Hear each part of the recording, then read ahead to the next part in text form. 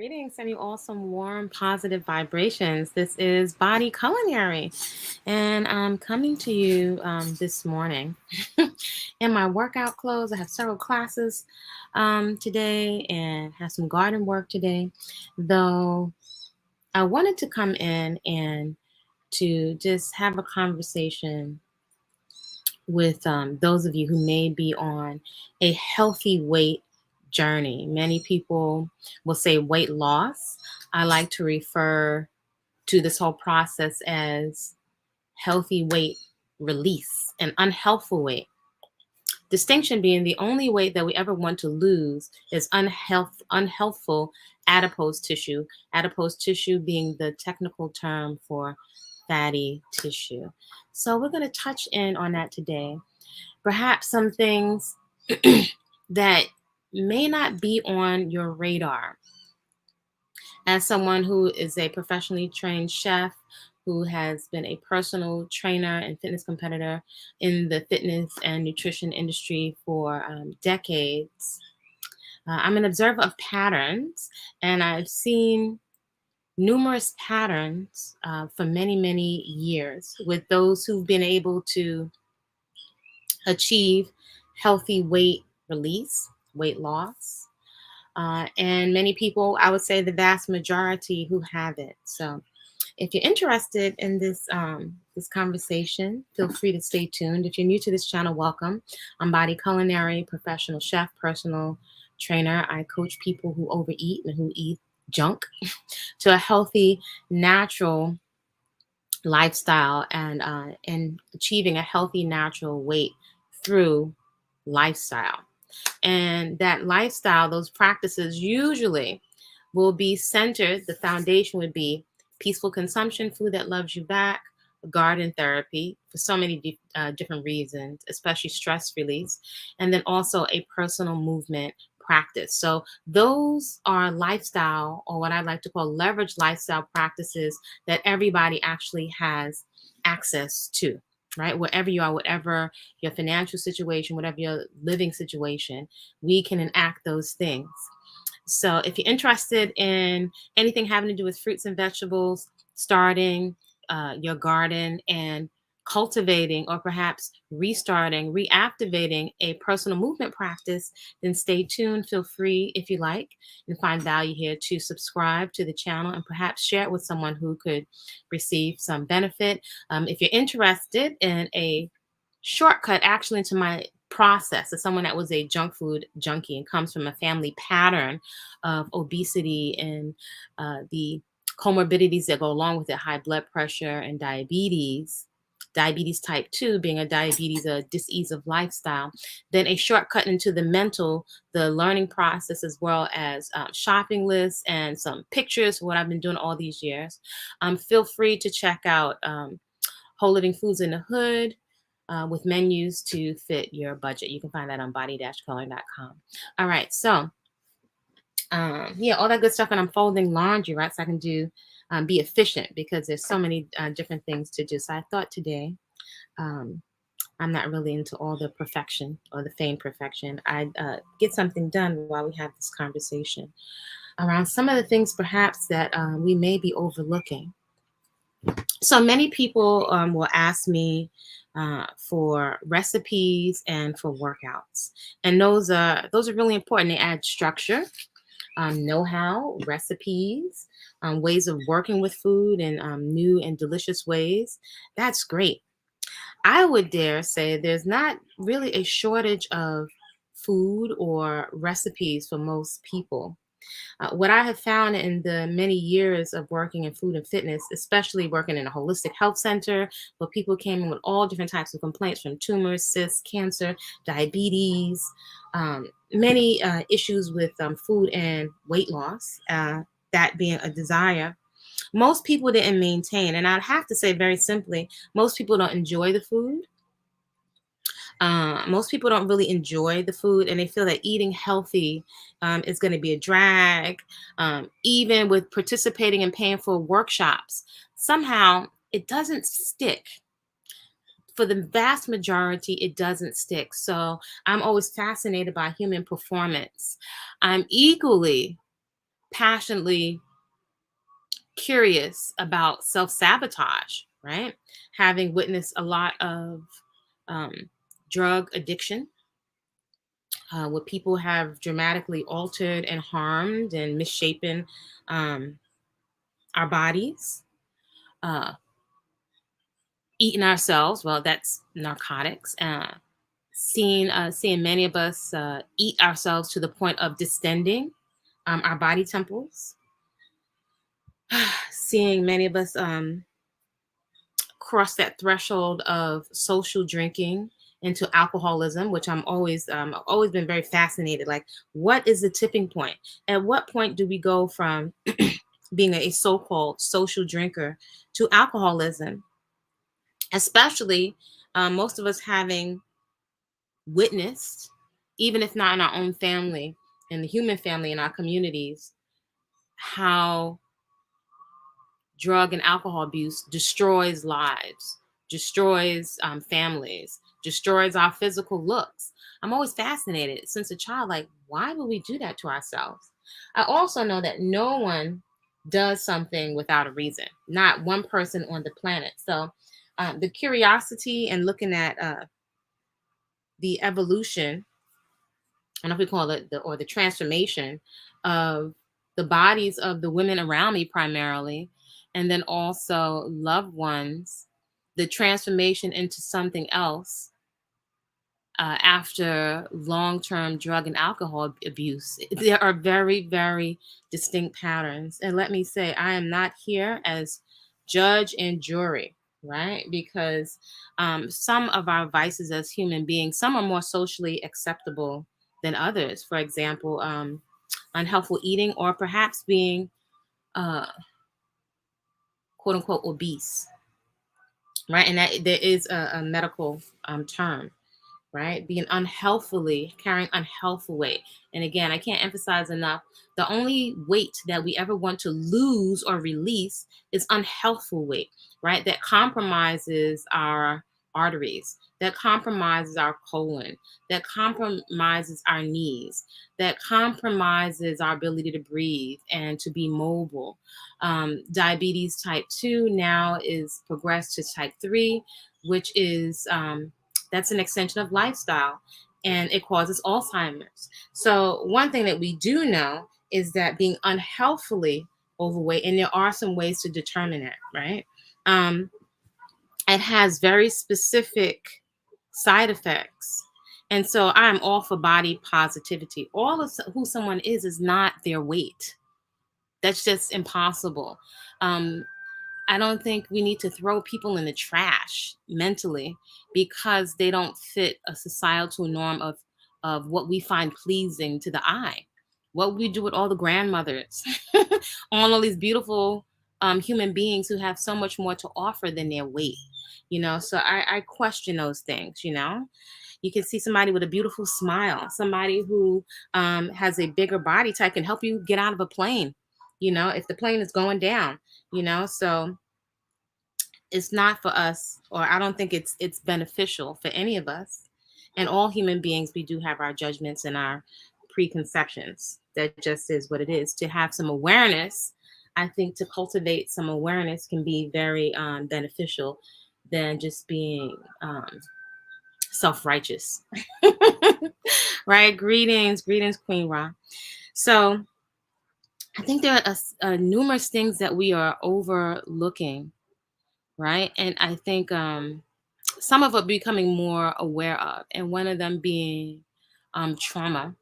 I think with many groups, I can definitely say as an Afro person, we look for ways to process our trauma, especially as young people. Sometimes we're not even aware that we have trauma, right? When a time of information where there's a lot more information available, but even now that you can find channels on YouTube and you can find acknowledgement, of our trauma.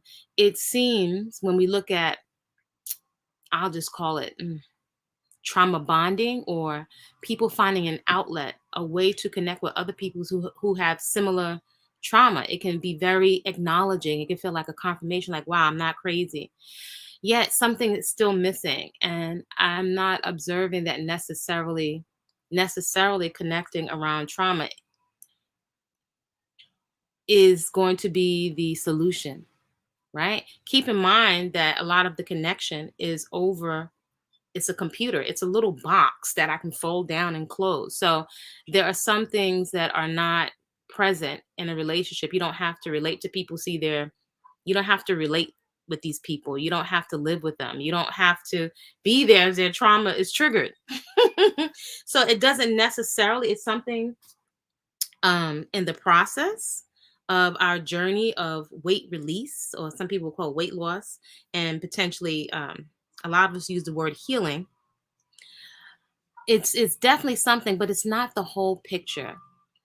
Whole fresh living with its living water, fiber, and nutrition intact, and unprocessed foods are huge, huge, huge in your toolbox. Movement is huge in your toolbox. Huge pieces of the puzzle. I'd also say your garden in terms of being able to self-administer therapeutic practices that you have access to. Radical self-acceptance, I have found huge, huge in the journey. Yet there is still more. It's a journey. It's a journey. So let's say, for example, you've done a 21-day fast. You've bought, the whole cleansing package. You've got the spirulina. You've got the wheatgrass. You got the colon cleanser. You got a colonic. You're gonna start your gym membership right after this cleanse. Let's say you've done all that, and let's say you've dropped. You lost 5 pounds with the colonic, 5 pounds of old impacted waste. You've released some weight. Let's say you're really enjoying the class. New African dance class. Shout out, join me 5 a.m. in the morning for a workout. Let's say you started that. Yeah, you've done this 10 times, 3 times, 7 times, 10 times over the years plus. Do you ever contemplate what's missing? I'm a person that contemplates what's missing, what's in the pattern, what's working, what's beautiful, and why, after the momentary enthusiasm wanes, right? As it usually does, it's usually inevitable. As our initial excitement about a new program and New Year's Eve, really. And the plethora, the never-ending stream of diet books and new equipment. This is an industry. It doesn't appear it's not going to go anywhere. Why? Do y'all ever contemplate what's missing? What possibly could be missing? This is fascinating for me. Absolutely fascinating. Because at a basic level, I always wanted to know, like, let's say, for example, and this is no judgment, just curiosity, healthy curiosity. Why, for example, if you saw what crystal meth could do to your beautiful skin and your face, it makes not one iota of sense that somebody would even risk certain things. You would have to be in a certain mindset to take certain things on. If you've seen the ravages or the results of alcoholism in there, and call me super simple, this is just one person's experience and perspective. If it doesn't resonate, you can respectfully leave it right here. Though, if you've seen what alcoholism and drugs have done to your family members, right? Killed several members, that took them out, hardened their liver, or gave folks cirrhosis of the liver.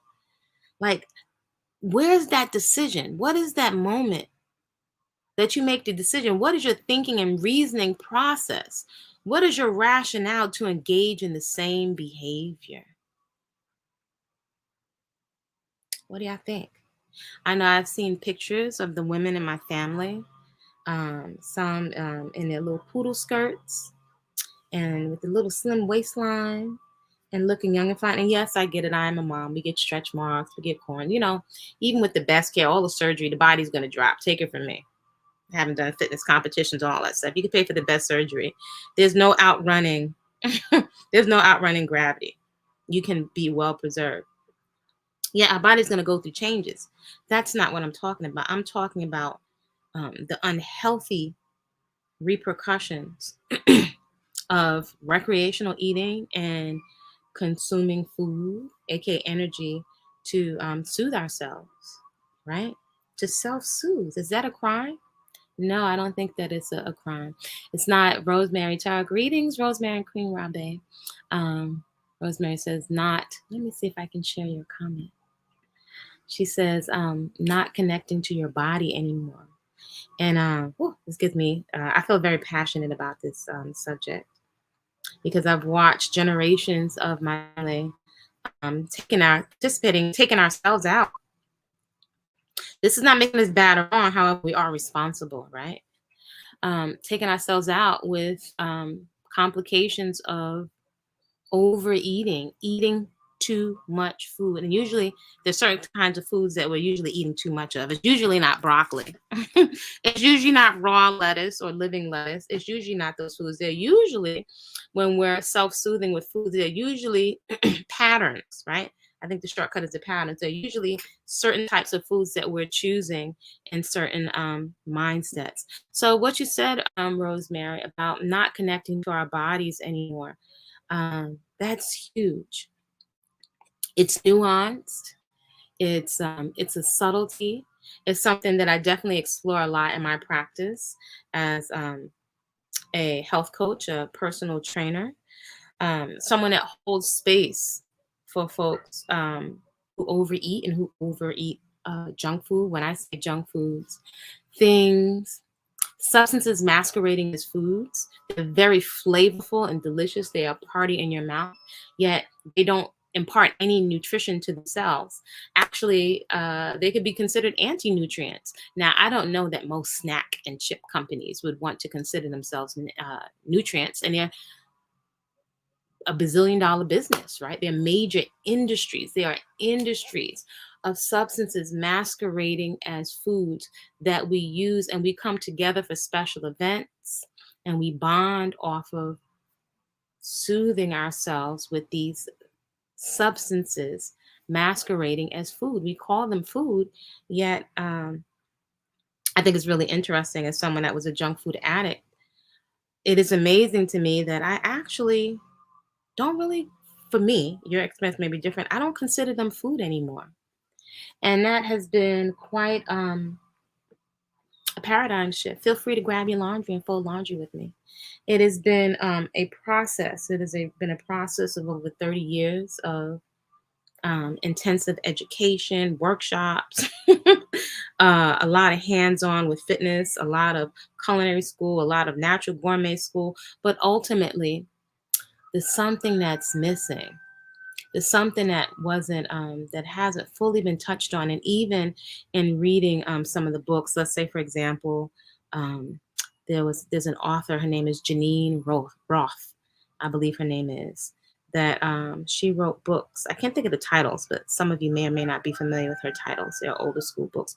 She wrote books on overeating and binge eating. This is definitely not something that has been prevalent in the Afro community.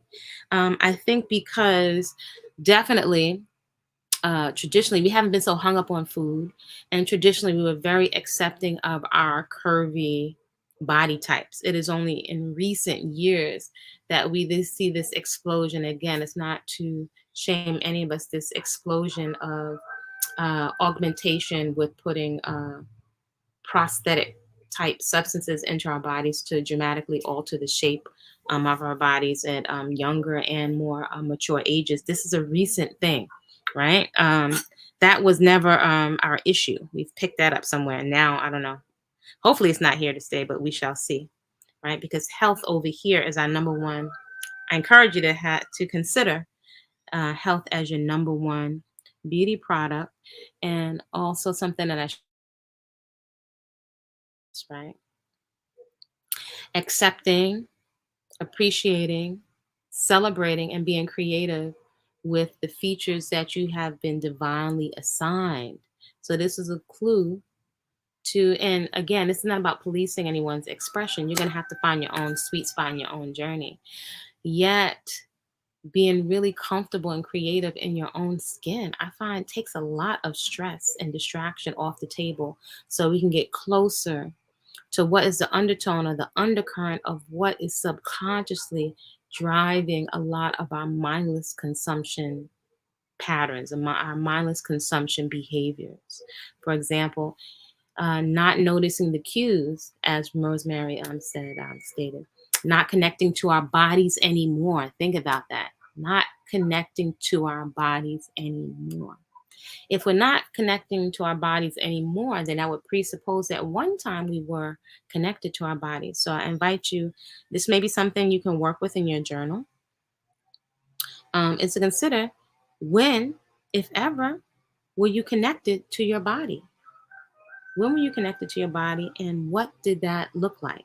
What would that look like? How would that show up in terms of your eating, right? Would that show up in terms of you being very in tune to having enough, or what a portion, what it feels like in your body, being able to sit down and be present and to really appreciate your food? Do you notice if you are able to become very aware in your mental processing, right? In your brain, your mind is a function of your brain, your mental activity. Are you able to bring some presence and awareness into your eating, so you're not just on automatic pilot in the movie screen of your mind, processing emotions and reacting and being triggered by different memories or emotions, or perhaps something that you've seen, and allowing that to trigger your eating patterns, right? So that is something culturally that's pretty much encouraged, as well as a lot of other vice like behaviors. There's nothing wrong inherently with food or pleasure. However, it has become apparent that the way that we process as human beings, we've come to a time where a lot of us are on automatic pilot, and in this climate of what I call triggeration, constant triggering. And triggering of what? Triggering of those 5 basic fears, right? I've mentioned them before on this channel. Fear of poverty, illness and old age, death, um, loss of love or never finding love, and what was the other one? Fear of criticism. They are basic human fears, right? Human across the board, levels the playing field. And actually, they're being triggered all the time, constantly. And when you're triggered with a primal fear, what kicks in, right? If a dinosaur or a dog that's frothing at the mouth, a pit bull, is chasing after you, you go into fight or flight. There are chemical responses inside of your body. With these other fears, they are also primal. So when they're triggered and they kick in, the adrenaline, the chemicals kick in. Your brain, in many instances, cannot tell the difference between some of these things taking place psychologically and also physically. And your body's having a physiological response. When we couple that with eating a lot of these substances masquerading as foods that have so many chemicals in it, we may not be able to discern that we are reaching the tipping point of eating and drinking socially to building chemical patterns, mental patterns of becoming fixated and even addicted to certain substances. So I think it can be very helpful to unpack some of these things. I think that traditionally, a lot of the stresses, right, the human stresses that we've been on the receiving end, and or trauma, likely the tool that was given to us in our toolbox was religion. Yet it can be seen that it has largely missed the mark, right? Sometimes we have religion in lieu of basic communication skills, right? And in lieu of basic skills for assessing and unpacking and being able to process a lot of our trauma, right? It makes sense that many people are not trustful of the medical industry and the pharmaceutical industry. And so, what did we do before all of this religion and all of these drugs?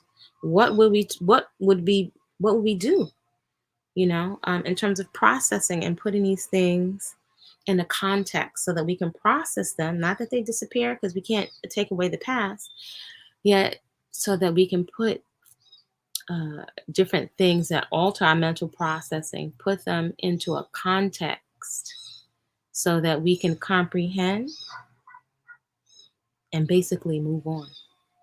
And so that we can neutralize what does moving on look like, right? So that we can neutralize the triggering of mindless, habitual patterns of consumption, whether that be drugs, alcohol, in many cases, foods. And keeping in mind, a lot of these things we become chemically addicted to. And the case, for example, of diabetes, we may not realize that constantly flooding our bodies with so much processed foods and sugars need to be put into a context because not all sugars behave the same in the body. We may not realize that we may not be fully present, even though intellectually we may have some comprehension, but the impact, all of that goes out of the window, by the way, when you're triggered, right? These are primal fears. Yet we may not be realizing that with certain habits, if you're not able to eat just one, two things we may not be considering. One, we may not be considering that flooding the body with too many of these substances at one time and doing it on a regular, ongoing basis, several times a day for months and years of our lives, that our body is losing the ability to produce insulin, right? It's losing the ability. We're burning the body out. So it's just not able to perform. Like a cell phone we beat up and thrown it on the floor, and dropped in the toilet. It's just not able to perform.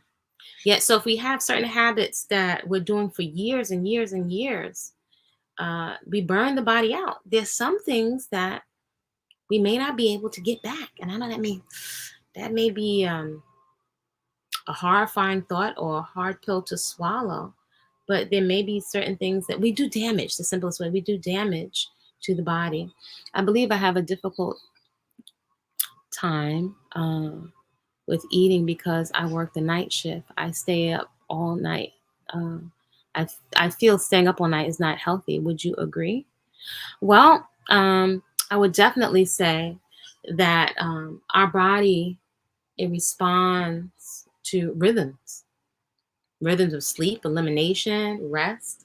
And our rhythms, definitely a lot of our natural rhythms are off. Let me just be mindful of the time. So I have classes to go to. So that being said, because we have this conversation, let's say you work the night shift at MTA for transit and driving the trains, it's not likely that you're going to just quit your job tomorrow. I think that there are things that we can do to reestablish rhythms and work with our rhythms and our lifestyle. So overeating and eating late at night or eating close to bedtime, it's not healthy. Yeah, these are, you have commercials constantly encouraging late night snacking, and it's comical, it's funny. We see the stuff at Super Bowl Sunday Fun Day, and if you interrupt people's fun and their pleasure and their profit, some folks are going to have a problem. So more so than I would agree, I would definitely, in my perspective, I don't think that it's the healthiest. And again, if you just grab your waistline for you in your private moments where you are, if you look at your elimination, your stress level, your intuition, your divine onboard innate intelligence, let me put it that way, which is very practical. Your own intelligence will tell you if something is off or if your rhythms are off. It's going to show up in our body. For some of us, it will show up in our skin. I had mega acne. It's going to show up in our vitality or lack thereof. It's showing up. So rather than make ourselves bad or wrong, it can perhaps be very helpful to start to observe yourself. And I like to put judgment into a context. A lot of times we hear, don't judge, don't judge. I think that judgment in the context of observing and assessing is excellent. I think that we should judge, because being gaslighted into saying that you don't see what you see, like somebody saying, I don't see color. I get the context perhaps that they mean, but I do have a color, right? And it is important to me in terms of culturally, but all of who I am is not my color. So I think it's important to use discernment, right? And assessment. That's the judgment I'm thinking of. Judging and policing myself and others. I just don't think that it's effective. More so than right and wrong, I just don't think it's effective. So I would think most of us desire to be effective in our lives, right? You just want to be effective. You want to be able to have balance and not to have to rely on food, even if it's healthy food, even if it's raw vegan treats, only that for pleasure, right? Yeah, it's the highlight of your day is pleasure, especially in the context of eating a lot more gas than your car requires. You know what I'm saying, Rosemary? Right now, right? I choose not to eat while working night shift. I fear it will throw my hormones and metabolism into dysfunction on top of staying up all night. Thank you for your perspective. You're welcome, Rosemary. And by the way, today and Sundays, there is coaching, whole fresh living foods as a lifestyle and unprocessed foods and fitness coaching, right? So if you'd like some positive accountability and some guidance in that, feel free to reach out to me. You can send me a note, say that I connect with you on the YouTube channel. And also, there is Flower Fit is coaching and community. So, for those women and young women, whatever age, if you're interested in getting some positive accountability and sharing what you're up to, or maybe you're interested in starting a garden, eating healthier, and getting into a movement practice, there's Flower Fit Community. So, you can fill out the application. The links are in the About section. And if you can be, you must be identified so we can maintain a safe space. And there is Flower Fit Community. And then there's also a coaching program if you're interested in that, that is on Sundays. Right. If you have a lot of acne, like I have, there's Natural Beauty No Products. You can also find that on Body-Culinary. So many of us could use some coaching. I think today is so much information. It can be a lot of information overload. I don't think it needs to take you 10, 15 years to achieve a healthy, natural weight because food is simple, right? Fresh, whole living foods. Many people may need to invest in learning how to prepare the whole, fresh ingredients in ways that are creative, right? That are sustainable and attractive to you if you have a very busy lifestyle, right? So I found as a mother and someone that's always had different careers where I'm traveling very, very early in the wee hours or working as a chef in the wee hours as a personal trainer, training people 4:30 in the morning, 6 o'clock in the morning. So for years, I've always had a lifestyle. Well, I'm clear I have to take my show on the road, right? In order for me to maintain the way that I eat. And I get that from Grandma Lou. Shout out to Grandma Lou. Eat your own food. So I've also eaten at loads of gourmet restaurants and the best healthy restaurants in New York. I externed at one of the top restaurants.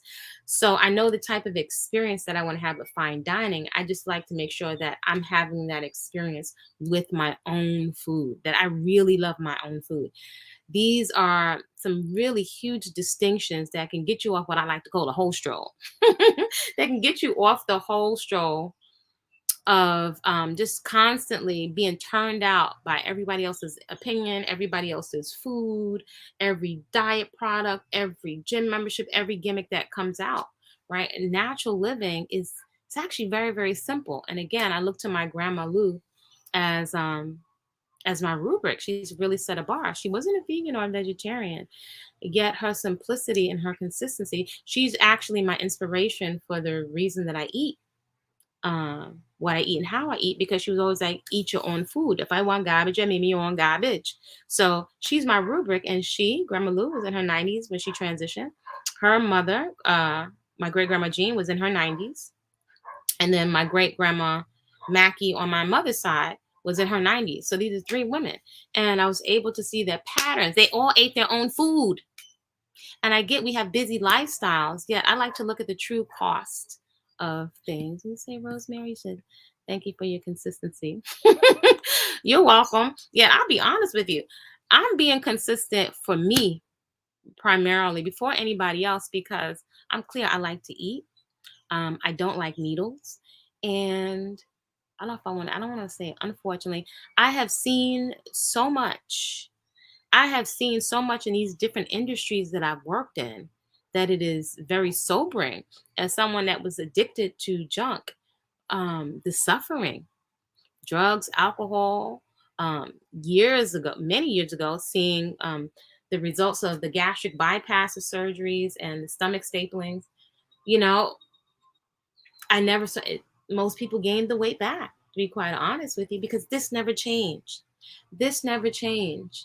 And then the people that we were breaking bread with. And I don't think that food needs to be divisive. We don't need one more thing to divide us. Yet we're very influenced by our families. I've seen spouses sabotage each other, even if they initially bought their spouse a personal training program, that's their drinking or their eating buddy. So there's so many nuanced things to consider. Again, whole fresh living foods is huge in your toolbox. Huge. It takes so much stuff off the table. To me, I can tell you what I'm doing, but I'll tell people and they are thinking it's gonna be some secret powder or something. I take a lot of this off the table, so I'm not stressing. I'm not worrying about sweating my hair out. My personal movement practice is the highlight of my day, period, in terms of stress release, not having to worry about bigger clothing sizes. And it's yielded consistent results, and it is deeply therapeutic here first. If you're looking good, that's just a benefit of it. Then the whole process on unprocessed foods, in terms of what is going to pass my lips, it is amazing that I don't crave the junk. I mean, I ate Little Debbie's, I ate the chips, I ate, but I also don't like needles. So education and taking so many classes over the years and being very creative, if I didn't have food to look forward to, it would be a wrap. I'm just going to be honest, because I still like to eat. Yet there are many things after having habits for so many years that has shifted. So there's certain things that don't appeal to me anymore. They just don't, because I have so much to look forward to, right? The garden was the next step for me because it is so deeply restful. Deeply rest is deeply therapeutic in ways will take me too long to express to you in this live. And I do think everybody can grow something. I started out growing stuff in bags. I've grown kale in rice sacks. I've grown stuff on a fire escape. I can't tell you to do that legally, but I'm telling you what I did. I've grown stuff in an apartment because for some reason in my mind, it's like nobody's going to tell me that I can't grow some food, right? So a lot comes with just a decision and a made up mind, and also being willing from a young age, being willing to invest in yourself, right? In all times of externships, paying for classes and courses. I was willing to invest in myself, right? I figured out that certain investments, anything that you invest, it's a principle. And I remember the gentleman at professor that also stresses to me. It's like your education is an investment. You should be able to reap your money back from your investment. You should get more. And I would say, as I love principles over people and personalities, anything, people, relationships, food, when you spend your money on clothes, anything that is an investment, you should be getting something back more than what you paid for it, right? So hopefully you get more value. I know that's what I do with my coaches. I've had some of the best coaches, and I like having the best coach. I always got a coach in my pocket. Always got a coach, not because I'm not good or because I'm not accomplished. It's because I'm usually looking for another level of excellence, another level of performance. I'm usually looking to shorten my learning curve, if that makes sense. So the things that we are overlooking is the processing of trauma, and having tools and practices where we on our own, right? I can't tell anybody. It's beyond my scope of practice. I don't take people off medications. That's not for me. If you're getting healthy and you're exercising, your doctor will pull you off of those things. So that's beyond my scope of practice. So to tell somebody to take the surgery, to not take that surgery, that's not my role. However, I can say your self-administered therapies, right? And so we're underestimating. I've said this for years. Folks underestimate. Afro women, we deeply underestimate how much a personal movement practice, what most people call exercise, I would call vigorous, joyous movement, and your personal movement practice, right? So you're catering it towards things that you enjoy while also having some level of challenge, so that a balanced movement, personal movement program is going to strengthen your heart. It's going to make you stronger so that you also, in a response to strengthening your muscles and muscle groups, will be tone, which is really just muscle. You can't expect tone if you don't strength train. You just want to do it safely and efficiently with good form, so you're not wasting your time, right? And you're more efficient, so it's not taking you uh, 3 years to do what you could do in 7 months to a year, right? And then it's also garden therapy, something that can give your mind, your brain, your mind, your senses, give you space and access to deep rest. You have sleep, but then also deep rest and relaxation, right? So taking a lot of unnecessary off the table can give you tremendous access to rest and relaxation. So those are some things to consider. You want the recipes. Okay, no shortage of recipes. Plenty of recipes. Come take a class. Take the Goddess Cakes workshop on Body-Culinary so you can have some delicious cakes to look forward to. They don't have dairy. They don't have sugar in it. They're delicious. Take that, right? Learn how to prepare the food. Get your movement practice on, but there's some other things to consider when it comes to sustainable weight release. A lot of us are stagnant in our emotions and in our body.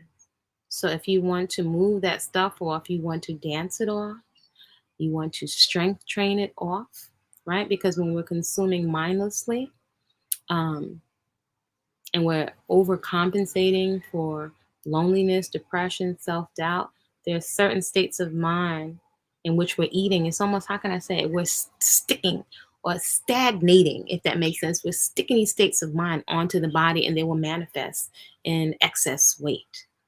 Does that make sense? So feel free to join me at 5 a.m. in the morning for a movement practice. All levels are welcome. You just need your mat and a towel. If you have your fancy heart rate monitors, bring those too, so that you can learn how to use a lot of the tools that you've already invested in. Most of us have a tremendous amount of tools that we're not even using, right? So activate, reactivate, cultivate. I invite you to. I don't tell grown folks what to do. I invite you to activate and reactivate your personal movement practice. To start your garden, at least two things: a plant that's beautiful to look at and something that you can eat. At least, you can start with a herb, and I invite you not be afraid to fail. Failure is really feedback. That's the only way you're going to learn, is if you get in action around the things that you say you value. If health is really a value, then it should show up consistently on your calendar as a standing appointment. It's hygiene. It's mental, emotional hygiene. So if you enjoy this, feel free to replay it to keep you company. I encourage you, when you're folding or decluttering or when you're chopping up vegetables, to replay these videos. There's a puppet series on this channel, Sister Butterfly and Sister Monkey Learn to Eat Better. There's some relaxation videos. There's some workouts. There'll be more workouts on the channel, and subscribe to the website. If you have questions, reach out to me. Or if you need assistance in coaching or working with releasing unhealthful weight, which is not dieting, by the way. We go over those distinctions. Reach out to me at info@body-culinary.com. I invite you to create a great rest of the day on purpose, simply because you said so. I'm on TikTok as Kwasapeacefull Eating, Body-Culinary on Instagram, and all that good stuff. I will see y'all soon.